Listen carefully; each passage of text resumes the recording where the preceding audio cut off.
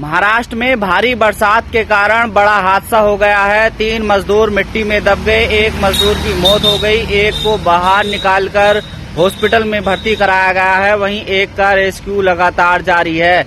वहीं आपको बता दें, लगातार महाराष्ट्र में बरसात पड़ रही है।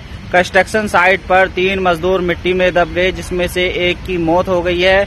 वहीं एक गंभीर रूप से घायल है, जिसे हॉस्पिटल में भर्ती कराया गया है। वहीं एक के लिए रेस्क्यू लगातार जारी है।